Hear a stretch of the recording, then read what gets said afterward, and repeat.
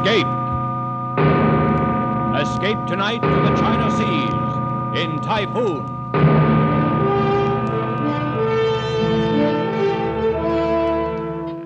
The Columbia Broadcasting System and its affiliated stations presents Escape, a new series of programs of which this, the fourth, is Typhoon by Joseph Conrad, produced and directed by William N. Robeson.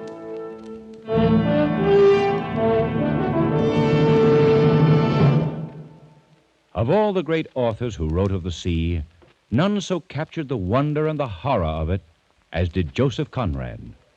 Tonight, we escape to the China Seas in his great story, Typhoon, told in the words of a certain Mr. Jukes, chief mate of the China coast steamer Nan Shan, a young man of very remarkable perceptions.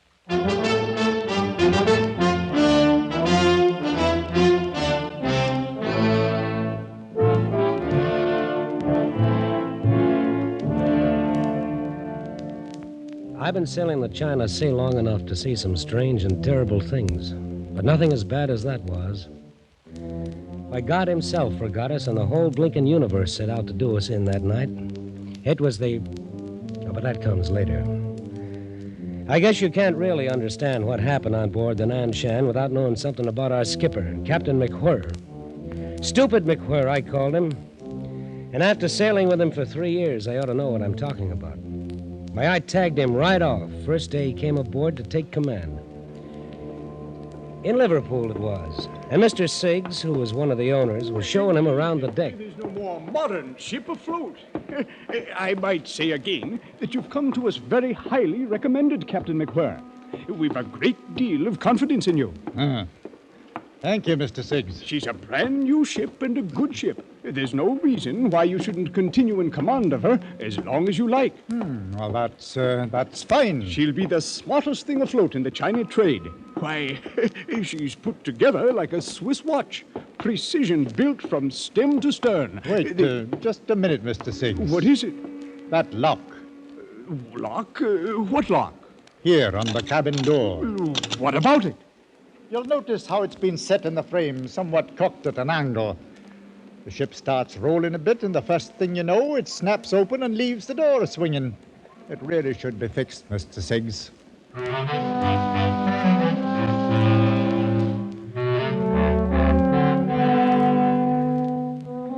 That's Captain McWhirr, the best berth he'd ever had. New command, a brand new ship. When instead of pinching himself to see if he's awake, he complains about a lock on the cabin door. Yes, see what I mean? Captain McWhirr, I see what you mean. I'll have it attended to right away. I think you'll do all right. Thank you, Mr. Siggs.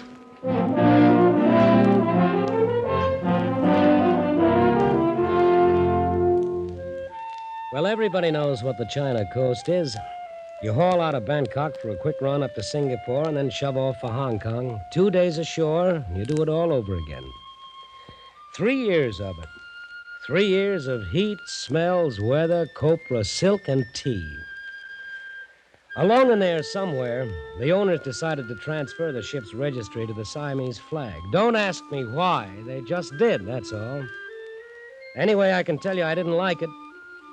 When you grow up under the Union Jack, you figure to go on sailing under it. Not that the skipper, of course, could understand that kind of a feeling. Oh, no. Not old stupid McWhirr. Aye? What is that, Mr. Jukes? They just sent the new flag out from shore, sir. Here it is. Oh, fine, fine. Unroll it. Let's have a look. Ah, yes.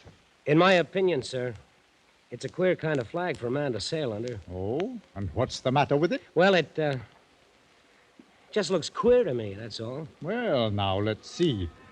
A white elephant on a red field. Oh, just a minute. I'll look it up in the book. Here we are. Siam. White elephant on a field of bright red. Length exactly twice the breadth. So. Oh, there's nothing wrong with this flag, Mr. Jukes. Oh, isn't there? Not a thing. I hardly thought there could be. After all, these people ought to know how to make their own flag. It stands to reason. Does it now? You must have it confused with some other flag, Mr. Jukes. Well, all I can say is... Of course, you'll have to take care the seamen don't hoist the elephant upside down. That is, before they're quite used to it. I presume it might be taken for a signal of distress. And in that case, well, the way I see it, that elephant stands for something like the nature of a Union Jack in the British flag. Oh, you think so? Well, it's like a bloomin' Noah's Ark. That's what it is. Mr. Jukes. I'm sorry, sir. I can't see where the color of a flag could anywise affect the navigation of a ship. All right, sir. I'll instruct the hands. It'd certainly be a most distressful sight to see that elephant hoisted upside down.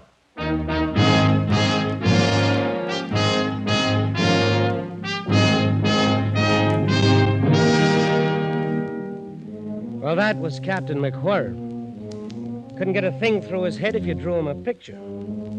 And that's the skipper we had to sail under on the maddest, wildest trip that any coaster ever took. We were loading out in Singapore. Half the cargo had already come aboard.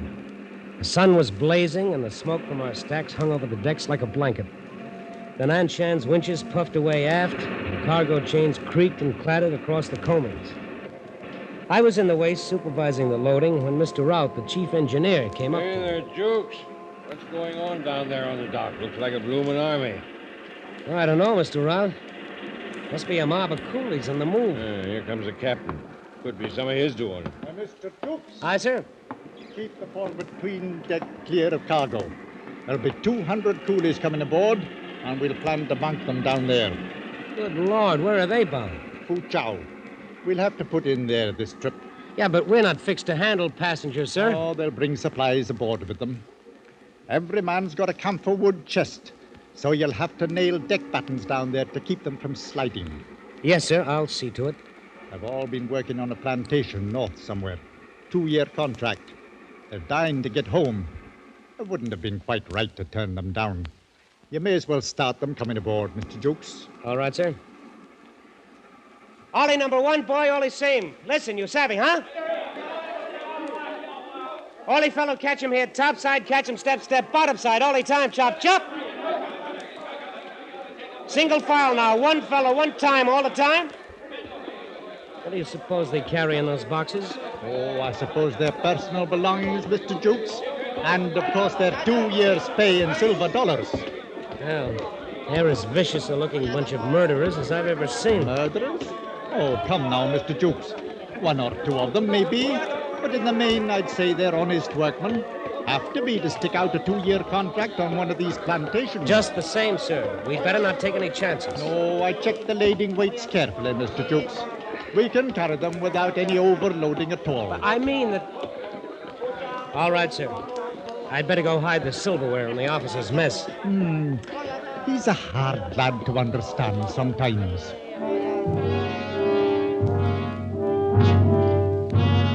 I could say I had a premonition right then, and I wouldn't be lying. Anyway, that's how it started. At the hottest time of the year, 200 half-civilized coolies aboard, a captain with no more imagination than you could stick in your ear, we steamed out from Singapore and laid a course for the port of Foochow.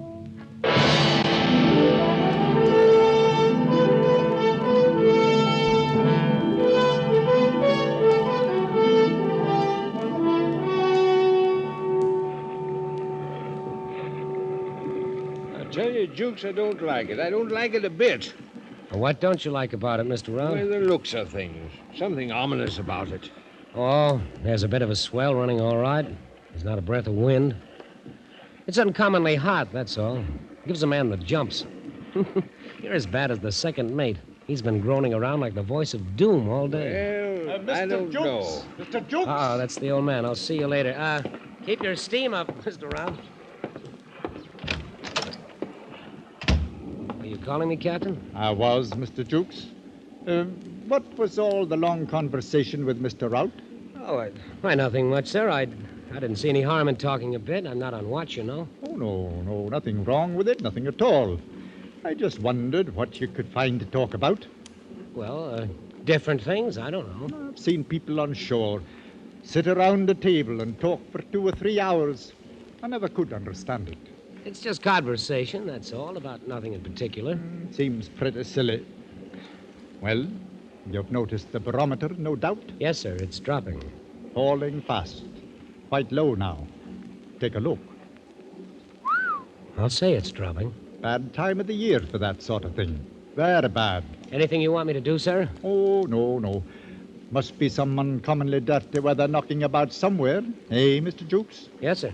Well, that's all. Just thought you ought to know about it, that's all. Carry on, sir, carry on.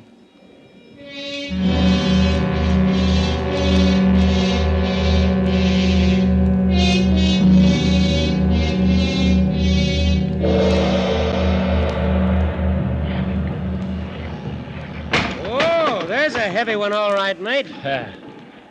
Them coolies must be having a time of it down below. Lucky for them, the old girl rolls easier than any ship I've ever seen. You just wait. Oh, you think we may be in for it, huh? Oh, no. I don't think anything. You're not going to make a fool out of me that way, Mr. Jukes. I didn't say a word. What's the matter with you, Second? Why shouldn't you say what you think if you're a mind to? Oh, no, you don't catch me. Whoa, there's another one. That's pretty rough. Now, whatever is about, we're steaming right into it. Ha! You just try telling the old man that. And why shouldn't I? Matter of fact, I think I'll ask him about this cross swell. It's getting worse all the time. I've known skippers to break some right good men for saying a whole lot less.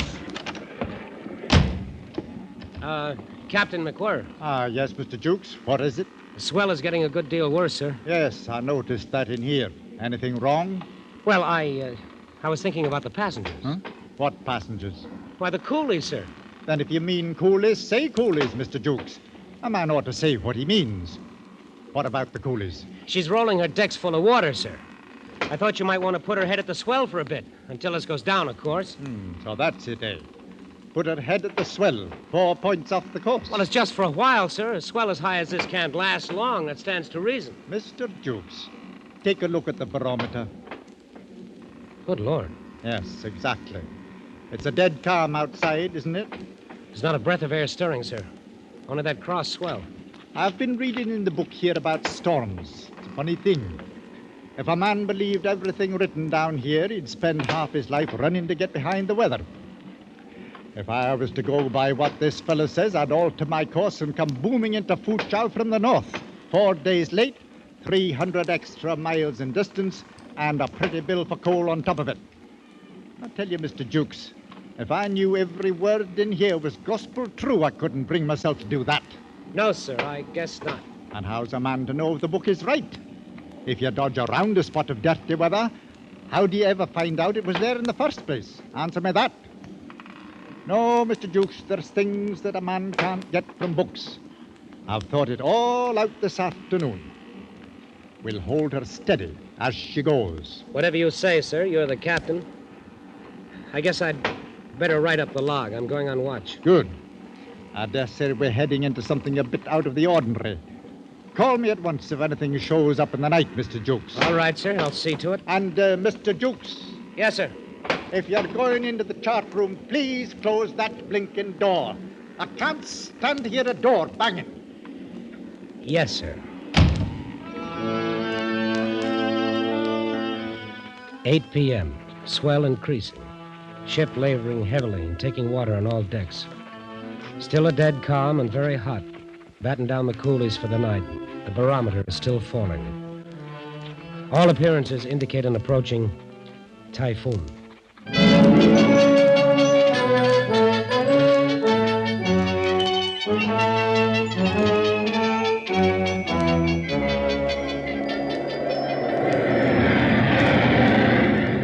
All right, Hackett, hold her steady as she goes. That's all we can do. Aye, sir.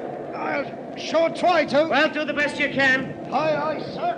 Mr. Jukes. Mr. Jukes. Aye, Captain, I'm coming. Stand by. Over here, Mr. Jukes. Starboard bridge rail. Right, sir. Coming over. Mr. Jukes, why didn't you call me? Oh, there was no warning, sir. It is all of a sudden about 5 minutes ago. Blasted right out of a dead calm. The book was right in some parts, anyhow. How's it go in the wheelhouse? Hackett is... Look out, sir. Hang on. What about Hackett? He's on the wheel. Second is putting up shutters.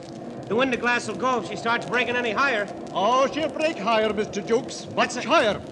It's a happy thought. You haven't altered a course? No, sir. Heading straight at the wind. Good. Nothing else we can do, Mr. Jukes. Understand? Yes, sir. Some things a man can't find in books. Just keep it at it, that's all.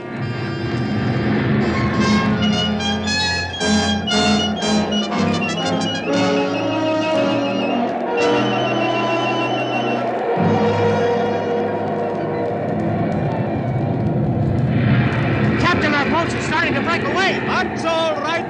But the boats, sir, 2 of them are gone now. It can't be helped, Mr. Jukes. Hammering through a mess like this, you're bound to leave something behind. Stands to reason. Hold hard. Good. She's still rising, all right. That one broke over the wheelhouse. We're done for sure. What's that, Mr. Jukes? You say something? I said, is there any chance at all, sir? Can she live through it? She may. We can hope so long, at least. She's a good ship. It's all a man can ask. What's that? Somebody yelling? It's below us on the foredeck, sir. Up here, starboard bridge. Man shouldn't be on that deck unless he has to. It's a bit dangerous. You there, sir? Over here. What's the trouble, bosun? In Chinese, sir. Wait, hang on. The Chinese. What about them? They've all fetched away, sir. One big lump. It's horrible. Yeah, now what do you mean, fetched away? Rolling around in a hold in one big lump. Screaming like bloomin' maniacs, sir. All adrift. Mr. Jukes? Yes, sir. I can't make head nor tail of this. I guess you'd better go below and see to it. Put things in order. Well, what shall I do, sir?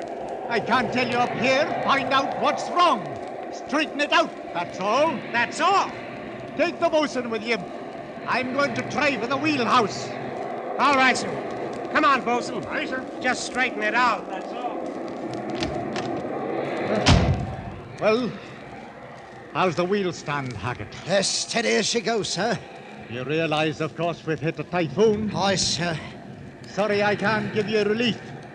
Can you manage a while longer? I'll hold her to the course, sir, as long as there's a ship beneath her. That won't be long. Oh, anything wrong, second? Wrong. We're all as good as dead men, that's what's wrong. Oh, no, I wouldn't say that. She's still afloat. Ah. And we've got it lucky here on deck. Plenty of chance to see what's coming before it hits us. A man always feels better when he can see what's coming. But it's a different story down below there. Not having knowledge of what's going on. Not knowing if we're afloat or sinking. Now there's the lads that's got it tough. The ones down there in the engine room.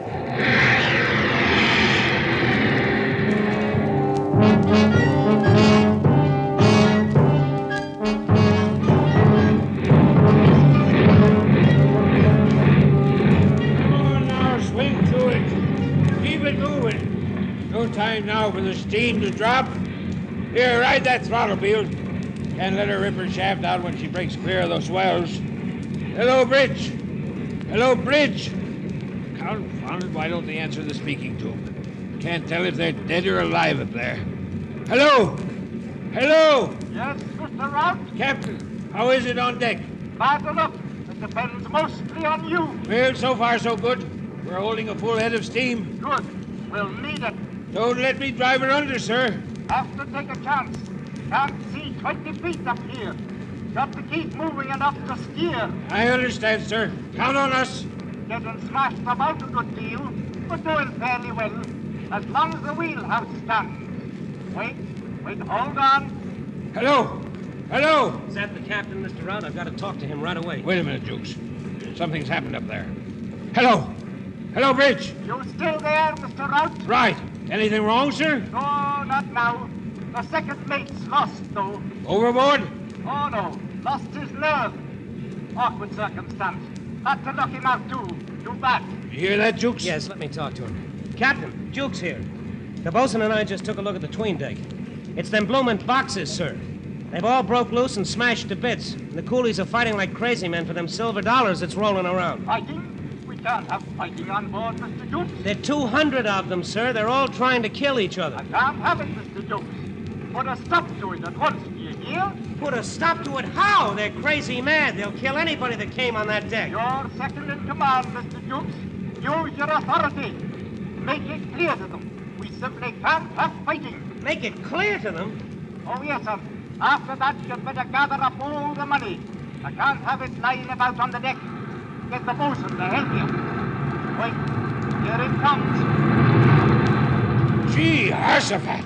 There's the one that does it. That must have swept the deck from stem to stern. Hello! Hello, Captain McGuire. You all right up there? Everything's all right, Mr. Rout.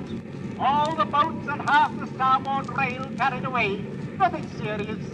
There's nothing to worry about, Mr. Rout. Carry on. Nothing to worry about. Carry on. You're all right, Captain. As you say, sir. Carry on. Carry on? Hey now. Where you going? Where you going, eh? Where do you think I'm going, you loudmouthed old windbag? Out on that deck to get myself murdered. Nothing serious, Jukes. Nothing to worry about. The whole bloomin' world's falling apart, and I'm out picking up silver dollars. Captain's orders. Come on, bosun. Don't miss any of them, Jukes. Carry on, boy. Carry on.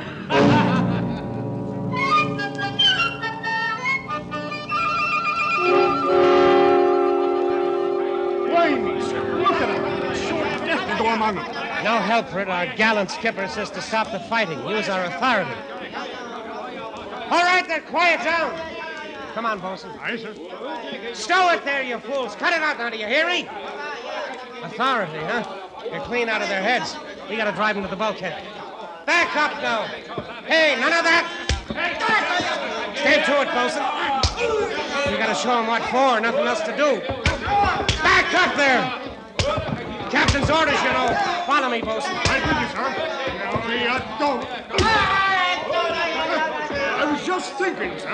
Yeah, what about it? Back there, no fighting allowed. Skipper's orders. I was just thinking. Oh, you don't. Thinking, what if me old lady could see me now? She'd say, oh, you jolly sailor lad. Keep moving there. Jam him up, bosun, into the bulkhead.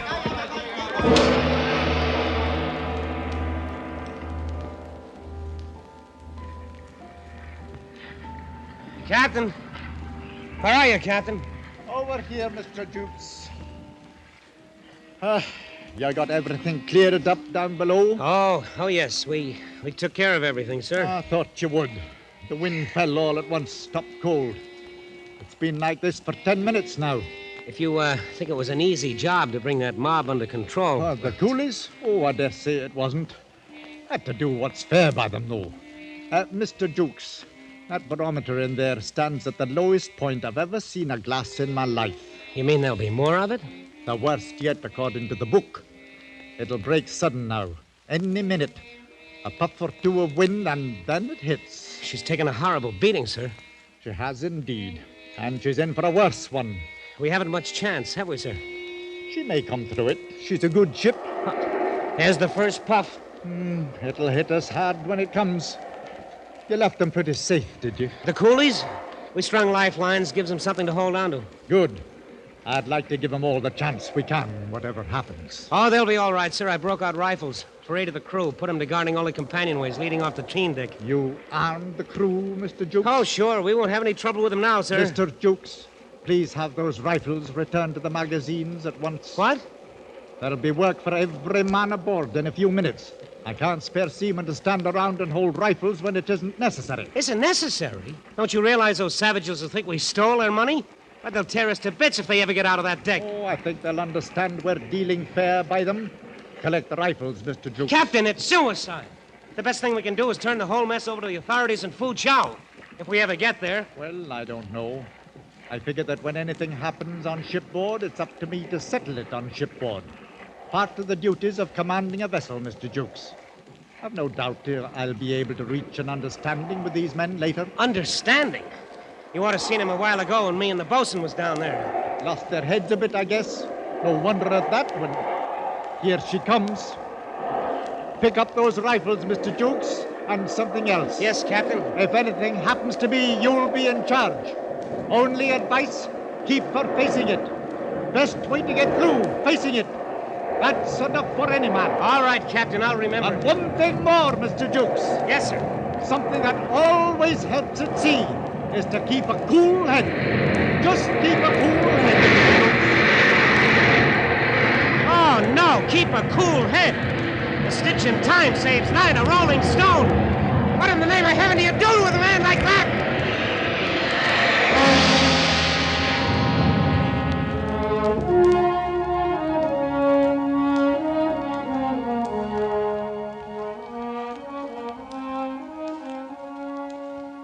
There was a clear blue sky and bright sunshine the morning we steamed into Foochow Harbor. Mr. Rout was leaning on a hatch combing, smoking a pipe, and the bosun lounged on the foredeck, waiting to pick up a line from the wharf. And the captain? Well, he was engaged in a most unusual occupation. Keep moving. He was sitting at a table on the foredeck, handing out silver dollars to them blinking coolies. All divided up even, the same amount to each one. Craziest thing you ever heard of in your life.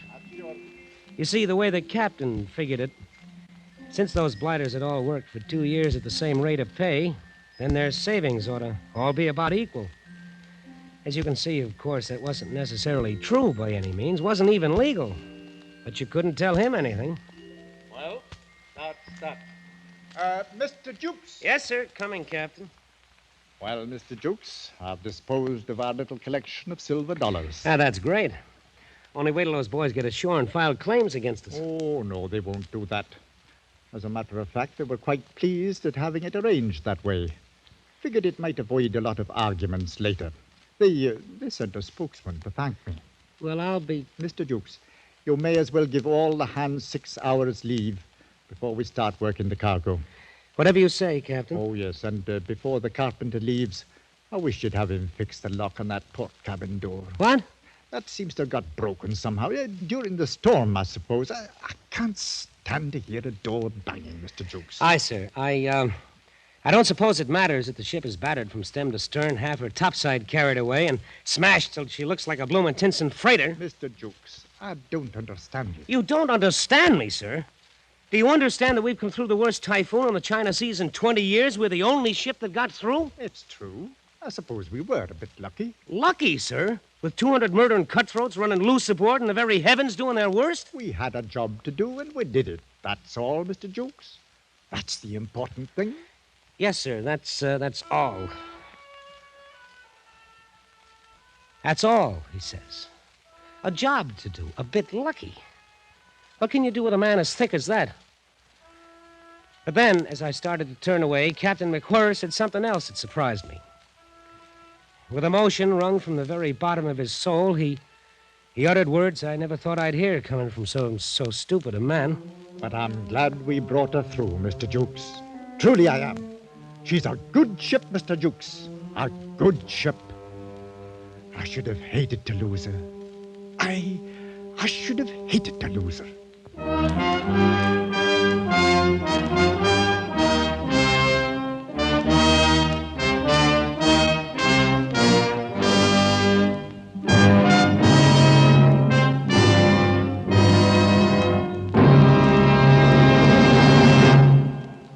Typhoon by Joseph Conrad was adapted for radio by Les Crutchfield and produced and directed by William N. Robeson, with Frank Lovejoy as Jukes, Raymond Lawrence as Captain McWhirr, and Cy Kendall as Rout the engineer. The special musical score was conceived and conducted by Cy Fewer.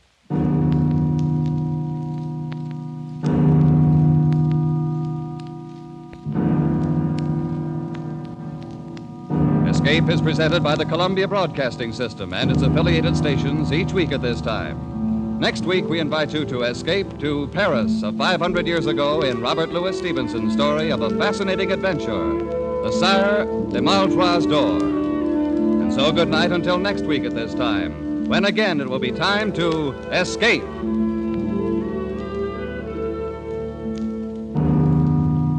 This is CBS, the Columbia Broadcasting System.